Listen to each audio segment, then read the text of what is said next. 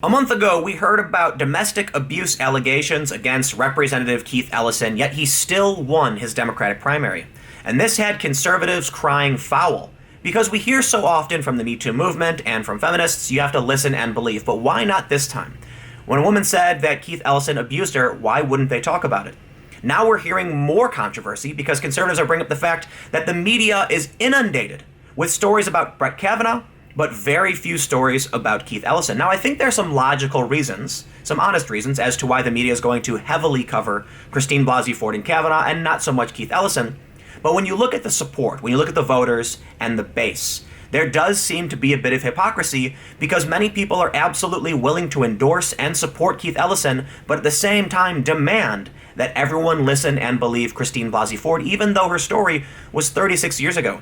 So let's take a look at a few of these examples to see what's actually going on with Keith Ellison and the hypocrisy around him. The story from Vox on August 14th.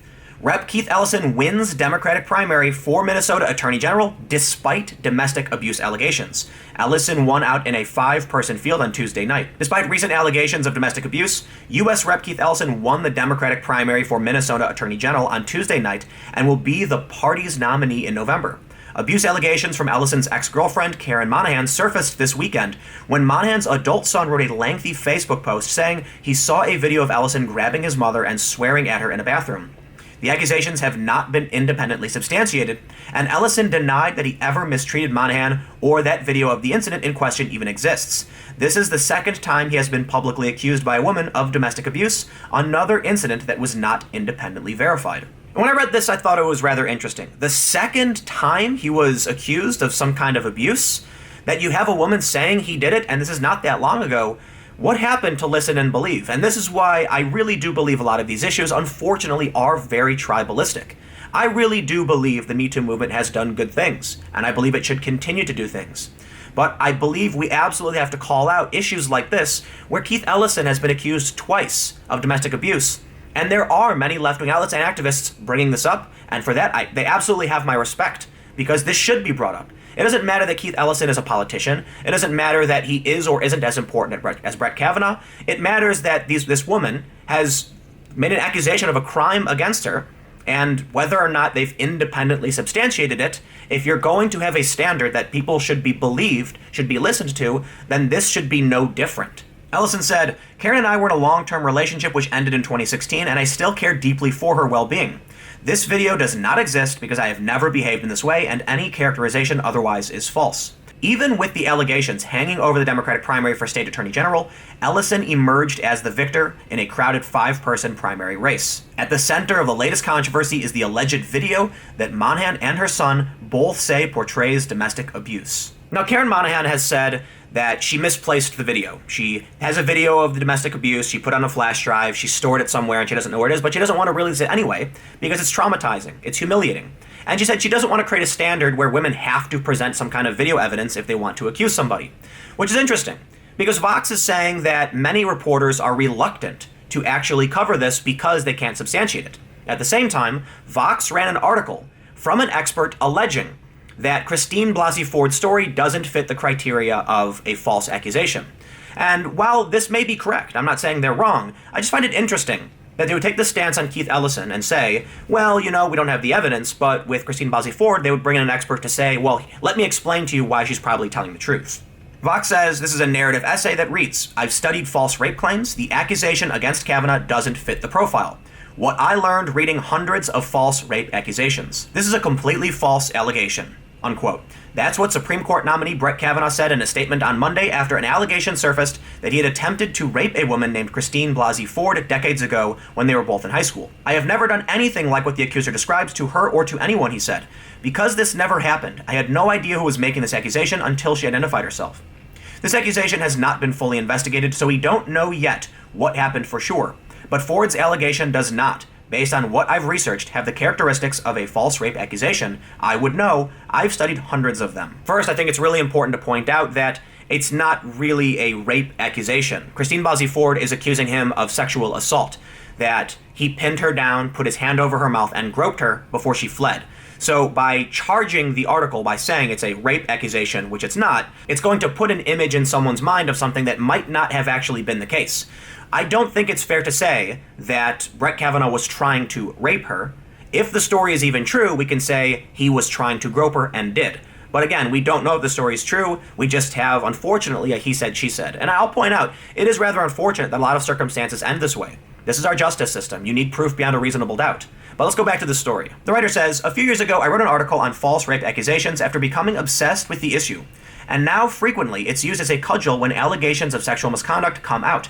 I ended up spending months reading hundreds of accounts of false accusations in newspapers and magazines, in scientific and government studies, and in the database of the U.S. National Registry of Exonerations, which has documented every exoneration in the United States since 1989. I worked to find nuggets of useful information in flawed research, like sociology professor Eugene Cannon's 1994 study, which was based on uncorroborated judgments of police officers as to whether a report was true or false, as well as government studies intended for other purposes, which sometimes dealt with cases of false rape accusation in a sidebar. Through this painstaking process, I became very familiar with what a false report of rape tends to look like. I'm confident that Ford's allegations do not fit this profile. The main reason I bring up this article is that when it comes to Keith Ellison, their stance is that they're reluctant to back up these claims in such a way.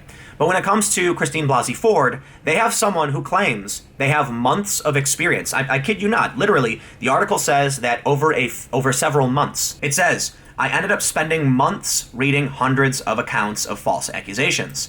I would have to imagine that anybody who was truly going to be an expert on the subject matter wouldn't have just spent months. I don't mean to deride or insult the author of the study, but I will question their experience if they only have months of reading accounts. I would actually expect an expert, a research agency, or some real data to back up a claim like this. And so when I read that Vox published someone whose experience is only spending a few months reading stories, I have to wonder, is there an agenda behind this? Now look, you'd have to go through every single Vox article and everything written by the authors of these pieces to find if there truly is a bias. But I think when you look at how voters respond, I think when you look at social media, and I think how you see how people react in general, that Brett Kavanaugh is this bad person. Whether or not it actually happened, or whether or not there's an investigation, you have activists saying we can't allow this person in a position of power.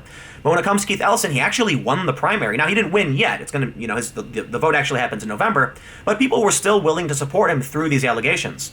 It's entirely possible a lot of Democrats will support Brett Kavanaugh, but I just, honestly, I don't believe that's the case. It's my personal opinion that this is strictly tribalism. And I think that's a damn shame, because women do deserve to be listened, okay? When a crime is committed, everyone deserves to be listened, and that crime deserves to be investigated. I think it's unfortunate that the allegations have come out now as Brett Kavanaugh is about to be confirmed, and yes, a lot of people will believe that's on purpose. It's a political game. You know what? I would never tell a woman who made a claim about this that I believed what they're doing is for political reasons.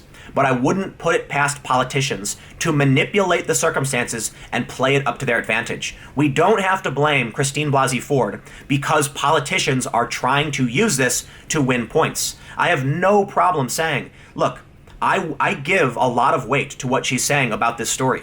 I think there's issues with it having happened 36 years ago, for sure. It makes it really tough. And it is a he said, she said. I do believe we need evidence beyond a reasonable doubt, but it is my own personal bias that I would weigh her accusations a little bit higher than Brett Kavanaugh. Again, that's a personal bias I'm willing to accept. A lot of people will flat out say, listen, they're two human beings, they deserve to be weighed equally.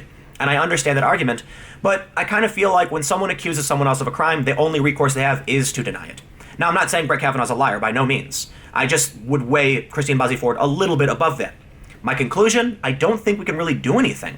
I don't think we can punish Brett Kavanaugh for something that can't be proven. And so ultimately the point is moot. But the point I want to make here is that based on what I view as tribal reasons, Keith Ellison essentially gets away with the accusations laid against him, that people aren't willing to call him out.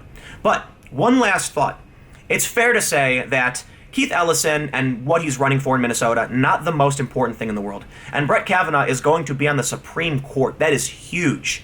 So why is the media covering Brett Kavanaugh substantially more than Keith Ellison? Well, Brett Kavanaugh's way more important than Keith Ellison. Look, we got to be real, right? What Brett Kavanaugh is about to accomplish, becoming a Supreme Court justice, will have ramifications for this country for decades. Keith Ellison, he's going to be in Minnesota, Attorney General. Yes, he has an impact on many people, but it's not nearly the scope of Brett Kavanaugh. Regardless, I think we can see a clear case of tribal bias. But let me know what you think in the comments below. How do you feel about this? I imagine we're on YouTube. There's a lot of conservatives. They're absolutely going to say this is on purpose. It's biased. It's tribal. And when you see issues like this, I can't help but personally feel as well that if they're going to overlook Ellison but go after Kavanaugh, then it's totally disingenuous. I don't believe they're actually interested in the well-being of these women, and that, like, honestly, that really breaks my heart, because I believe we should have a society that does everything in its power to protect the innocent, and we can't blame them simply because they're being manipulated by politicians. And we can't punish the woman accusing Ellison simply because certain people like Ellison. So, while I understand they're not going to give Ellison as much airtime as Kavanaugh, I think everything that's going on is a damn disservice to real social justice and these real issues for everybody. But again, you can tell me what you think. We'll keep the conversation going. You can follow me on Twitter at Timcast, and I'm hopefully going to have some videos up on my second channel at 6 p.m. today. Fingers crossed. I'm out of town. I'm not in New York, so we'll see what happens. But anyway, thanks for hanging out, and I will see you all next time.